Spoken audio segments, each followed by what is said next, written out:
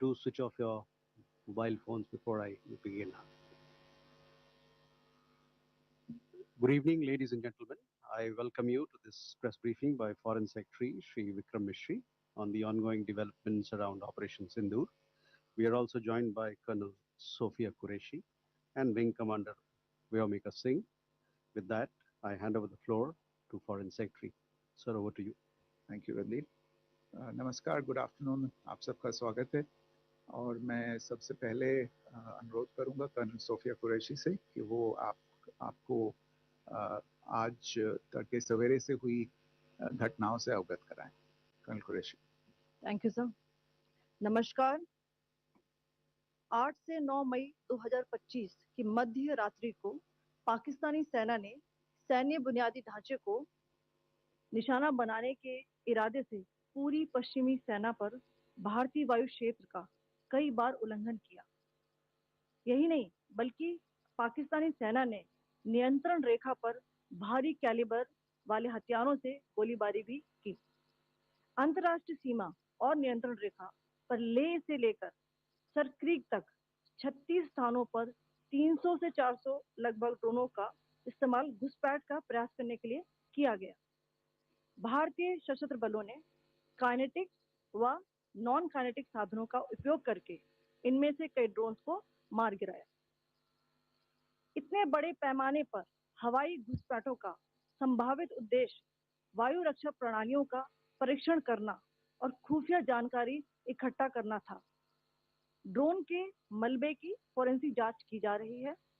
प्रारंभिक रिपोर्ट्स से पता चलता है कि वे तुर्की के असीस गार्ड सोंगर ड्रोन्स हैं. इसके उपरांत रात में पाकिस्तान के एक सशस्त्र यूएवी ने भटिंडा सैन्य स्टेशन को निशाना बनाने की कोशिश भी की, जिसे पकड़ा गया और उसे निष्क्रिय कर दिया गया. पाकिस्तानी हमले के जवाब में पाकिस्तान में 4 हवाई रक्षा स्थलों पर सशस्त्र ड्रोन लॉन्च किए गए.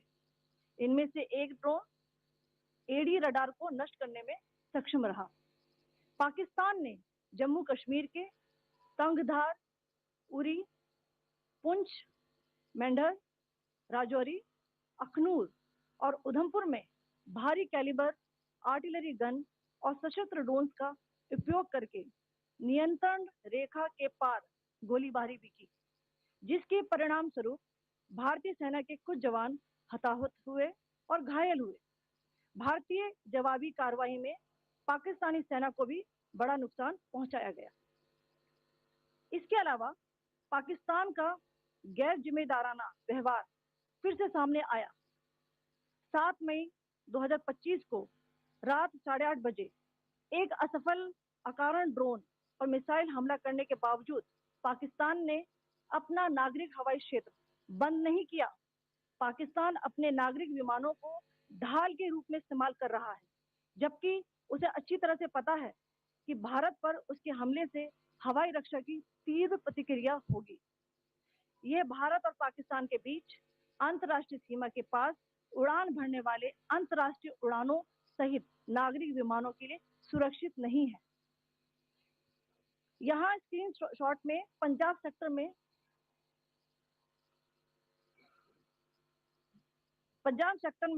हाई एयर डिफेंस अलर्ट स्थिति के दौरान एप्लीकेशन फ्लाइट रडार 24 का डेटा दिखाया गया है. जैसा कि आप देख रहे हैं, यहाँ पर भारतीय पक्ष का हवाई क्षेत्र घोषित बंद के कारण नागरिक हवाई यातायात से पूरी तरह से रहित है. कराची और लाहौर के बीच के हवाई अड्डे मार्ग पर नागरिक एयरलाइंस उड़ान भर रही है. हाई अलर्ट किया गया है विमान फ्लाइनेस एविएशन का एयरबस 320, जैसा कि आप यहाँ देख रहे हैं, जो कि शाम को 5:50 बजे दमम से शुरू हुआ और रात को 9:10 बजे लाहौर में उतरा. ये सारा डिटेल्स आप यहाँ देख रहे हैं. ये डिटेल्स यहाँ लिखा हुआ है. Can you see this?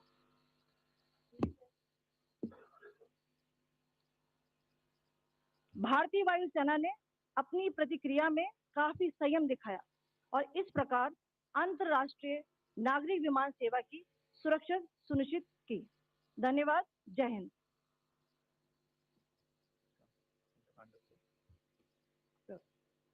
Good afternoon to you all. On the intervening night of 8th-9th May 2025, Pakistan military carried out multiple violations of Indian airspace along the entire western border with an intent to target military infrastructure. Pakistan military also resorted to firing of heavy caliber weapons along the line of control. Along the international border and line of control, drone intrusions were attempted from Leh to Sir Creek at 36 locations with approximately 300 to 400 drones. Indian Armed Forces brought down a number of these drones using kinetic and non-kinetic means. The possible purpose of these large-scale aerial intrusions were to test the AD systems and gather intelligence. Forensic examination of the drone debris is being undertaken.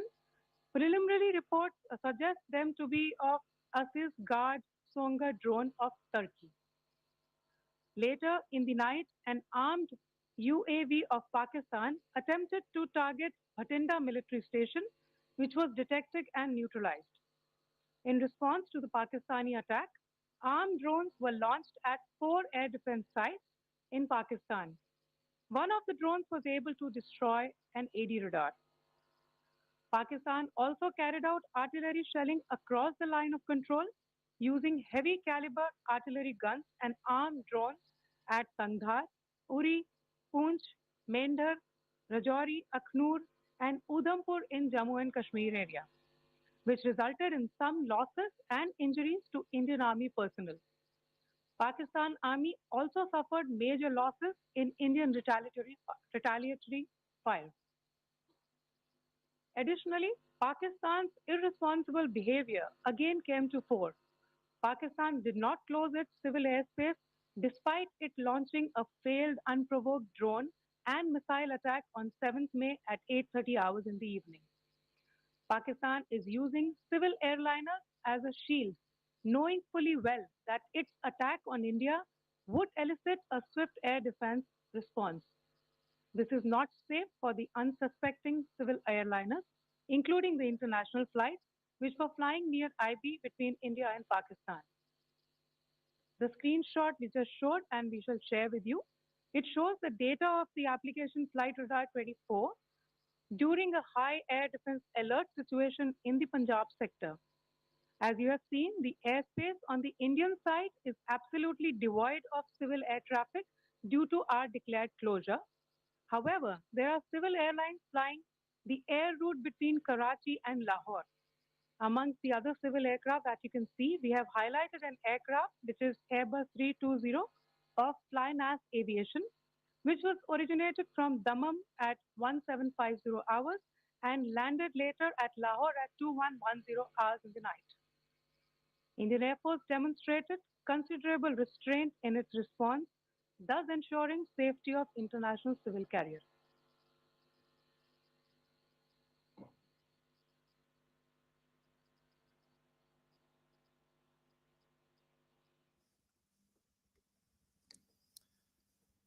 Thank you, Colonel Qureshi, Wing Commander Singh. I have just a few points to share in addition. कल रात की पाकिस्तानी सेना की कायरतापूर्ण गतिविधियों से आपको colonel Qureshi और विंग कमांडर सिंह ने पहले ही अवगत करा दिया है.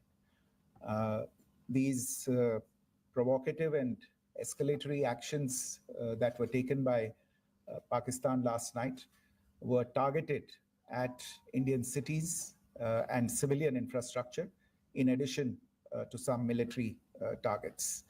The Indian Armed Forces responded proportionately, adequately, and responsibly. ये जो हमले हुए कल रात को भारतीय सैन्य इकाइयों ने पर्याप्त रूप से और एक जिम्मेदाराना रुख अपनाते हुए इन हरकतों का उत्तर दिया.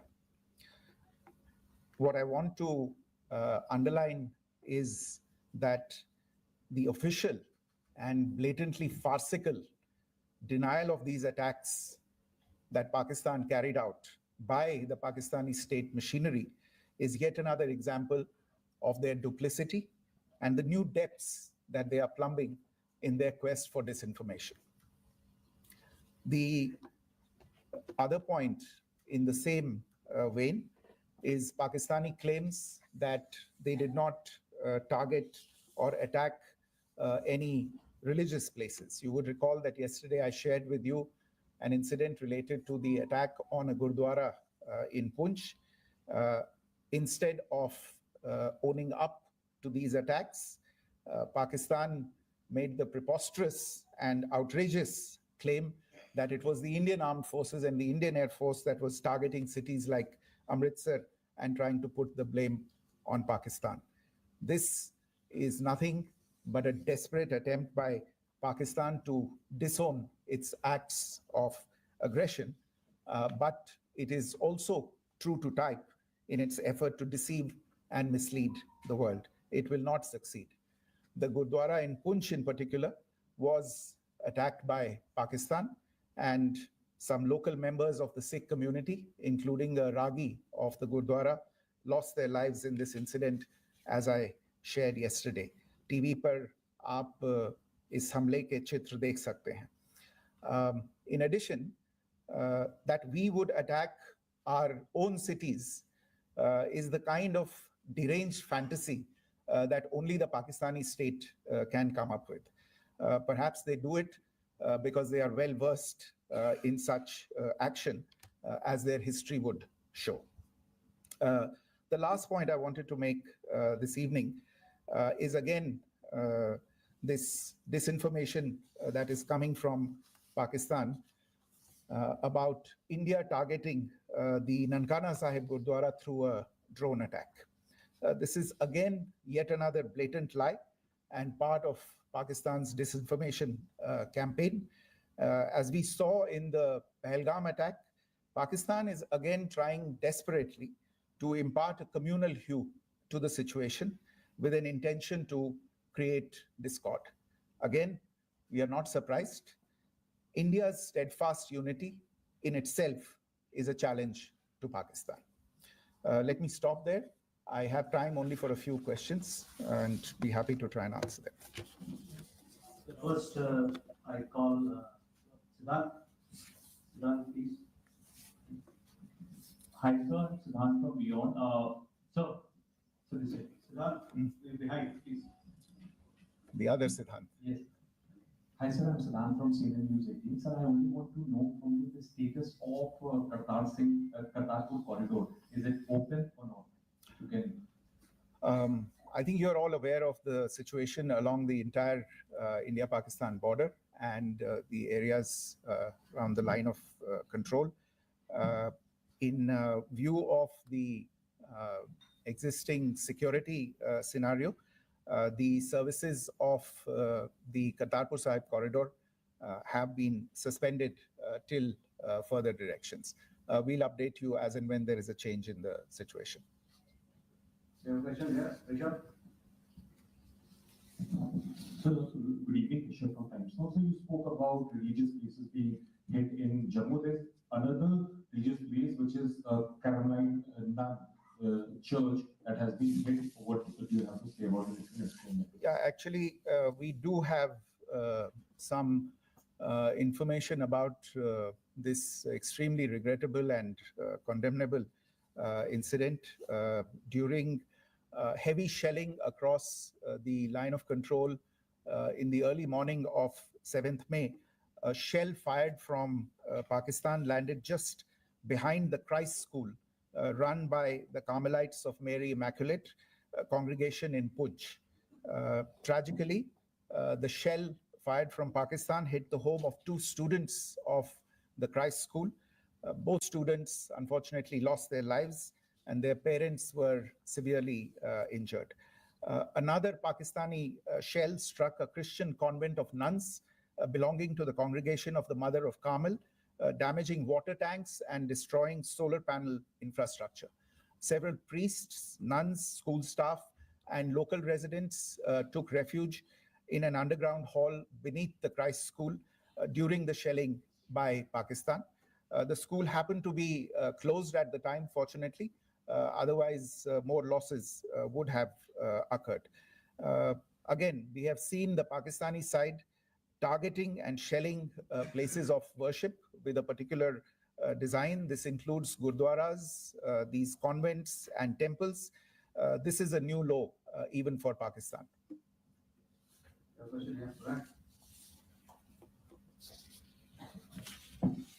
सर प्रणय उपाध्याय अमरजात से सर कल आपने इसी पोडियम से पाकिस्तान के आईएमएफ बेलआउट को लेकर और इंडस वाटर ट्रीटी को लेकर जो टिप्पणी की थी उसकी पाकिस्तान में काफी तीखी प्रतिक्रिया भी आई और उसके बाद हमने देखा कि पाकिस्तान की तरफ से किस तरीके से लेह से लेकर भुज तक पूरी बॉर्डर के ऊपर जो इन्वेजन था वो किया गया। मौजूदा सिचुएशन के अंदर पाकिस्तान के बेलआउट पैकेज को लेकर और पाकिस्तान के अटेम्प्ट्स को लेकर आपका क्या असेसमेंट है, और दूसरा ये भी जानना चाहेंगे कि पाकिस्तान की तरफ से ये जो अटेम्प्ट किया गया था उसका भारत ने अभी तक उस तरीके का कोई जवाब नहीं दिया गया है, तो क्या भारत इसका जवाब देगा जो कार्रवाई हुई है बीते 24 घंटों में?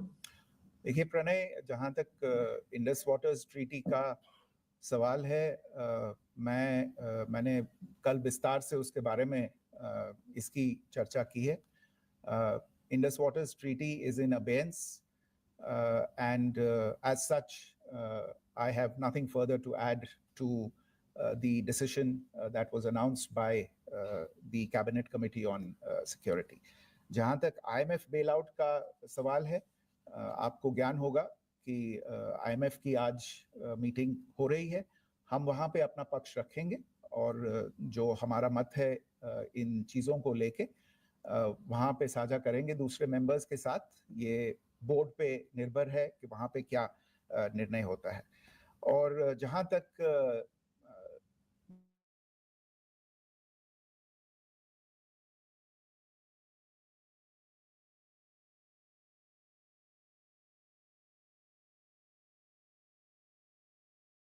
तड़के सवेरे जो गतिविधियां हुई, भारत ने उनका एक जिम्मेदाराना पूर्ण तरीके से और एक पर्याप्त तरीके से उसका जवाब दे दिया है। सिद्धांत। Hi sir, Siddhant from Beyond. Sir, the External Affairs Minister has spoken to many of his counterparts around the world. Yesterday he spoke to the US Secretary of State Marco Rubio. So what were the key areas of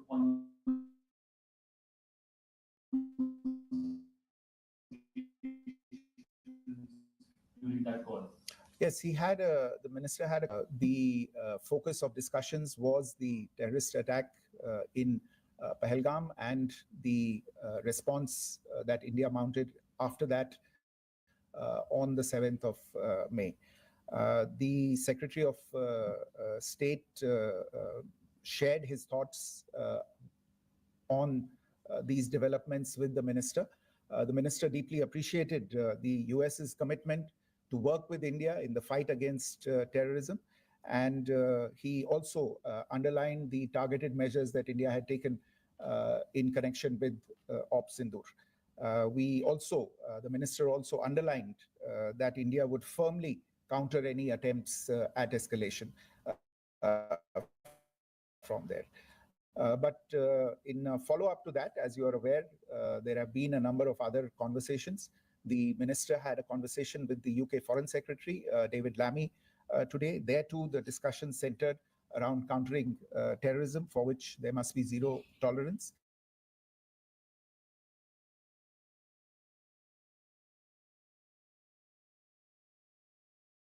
Was also focused on recent developments stemming from the terrorist act in Pahalgam. One last question, Sudhi. Sir, once again, thank you for the addition from once again, India had struck Bahawalpur the other day, which is also connected with the murder of one of us, journalist Daniel Pearl.